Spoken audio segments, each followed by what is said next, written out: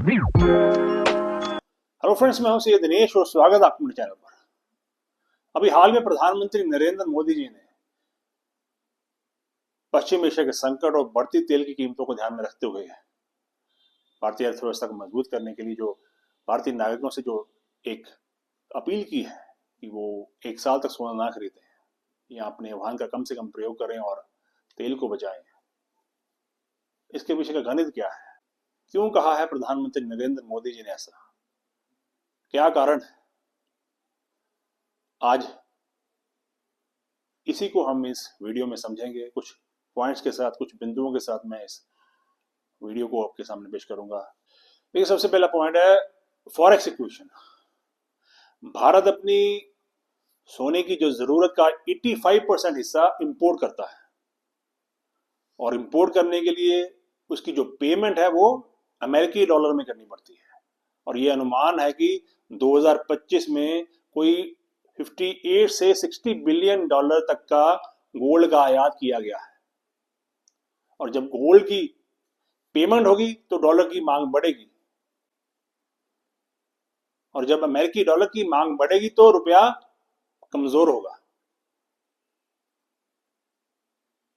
तो इसी तरह अगर हम 1 साल तक सोना नहीं खरीदेंगे तो ये अरबों डॉलर हमारे विदेशी मुद्रा भंडार में ही पड़ा रहेगा, और इससे क्या होगा कि हमारे रुपए की वैल्यू बढ़ेगी।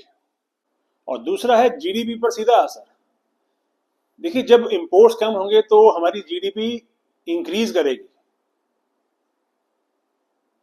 बिकॉज सोना एक नॉन प्रोडक्टिव एसेट है। ये तिजोरी में पड़ा रहता है, ये अपने आर्थिक जो उन्नति है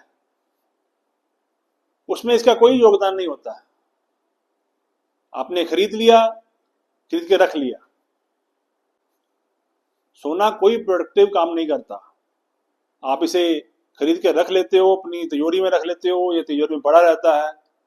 होता क्या है कि सिर्फ और सिर्फ हमारी फॉरेन करेंसी जो है वो कम होती है, हमारे मुद्रा भंडार जो है वो कम होते हैं।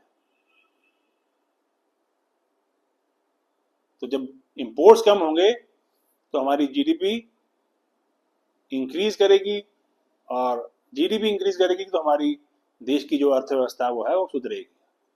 देखिए, अगला है current account deficit. Current account deficit वह अंतर है जो ये दर्शाता है कि हमने बाहर कितना पैसा भेजा और वहां से कितना कमाया। विशेषज्ञों का मानना है कि जब सोने के आयात में भारी कमी आएगी तो ये करंट अकाउंट डेफिसिट जो है वो 0.4% से 0.6% के कंफर्ट जोन में आ जाएगा। देखिए, जहां युद्ध के हालात में क्रूड ऑयल की कीमतें $100 प्रति बैरल पार कर रही हैं, वहां पर सोने पर होने वाले खर्च को बचाना अनिवार्य हो गया है। देखिए, अगला पॉइंट है अपॉर्चुनिटी कॉस्ट। देखिए, जो सोने में होने वाला जो निवेश है वो एक अनप्रोडक्टिव इन्वेस्टमेंट है, उसका कोई भी प्रोडक्टिव यूज नहीं है। एक अनुमान के मुताबिक भारतीयों के पास आज के समय में 35,000 टन से लेके 50,000 टन के बीच में सोना घर में पड़ा हुआ है। देखिए, यदि ये पैसा सोने के बजाय प्रोडक्टिव यूज में आए, बैंकों में आए या उद्योगों में निवेश हो, तो कितनी प्रगति हो सकती है, कितना देश का विकास हो सकता है। बट देखा जाए, फॉर द टाइम बीइंग जो ये 35,000 से लेके 50,000 टन के बीच में जो सोना हमारे घरों में पड़ा हुआ है उसका कोई भी यूज नहीं है। देखिए, ये तो थे कुछ पॉइंट्स जो ये सपोर्ट करते हैं कि प्रधानमंत्री नरेंद्र मोदी जी ने जो कॉल की है सभी भारतीय नागरिकों को कि वो सोना ना खरीदें 1 साल के लिए। ये एक तरफ तो ठीक लगता है, लेकिन दूसरी तरफ अगर देखा जाए तो जो सराफा व्यापारी हैं या कुछ कामगार हैं जो इस सेक्टर से जुड़े हुए हैं, उस पर इसका सीधा असर पड़ सकता है। देखिए, अगर लोग सोना नहीं बनवाएंगे, सोने की मांग कम होगी, नया सोना मार्केट में नहीं आएगा,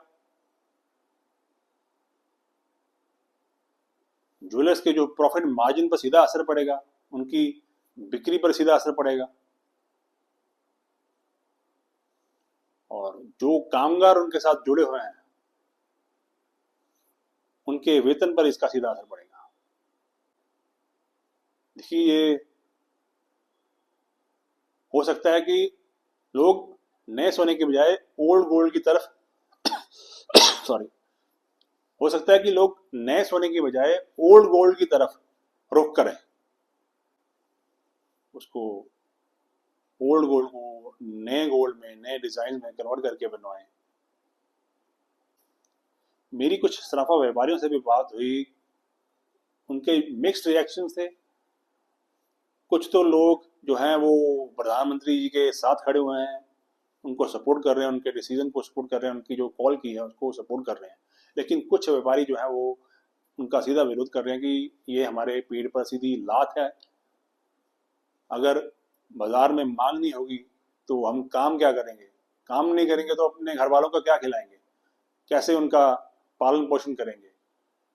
तो देखिए, एंड में मैं ये कहूँगा कि जो पश्चिम एशिया का संकट है वो एक बहुत ही गहरा संकट है।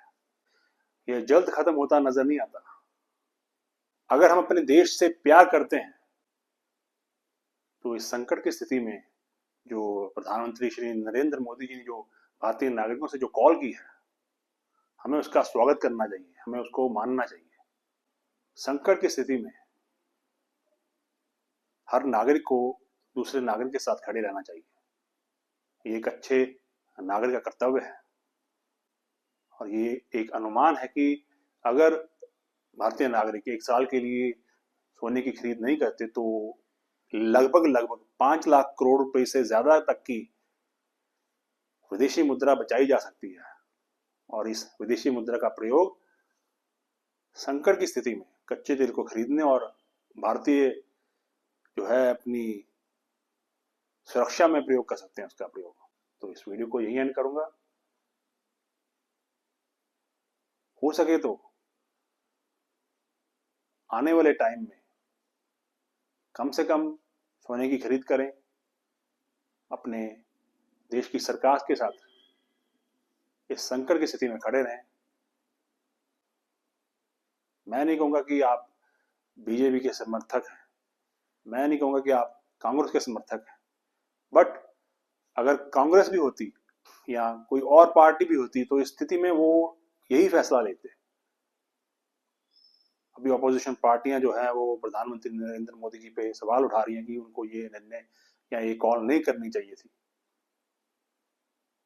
भाई, हर भारतवासी अपने देश से प्यार करता है और वो अपने देश की जो है भलाई चाहता है।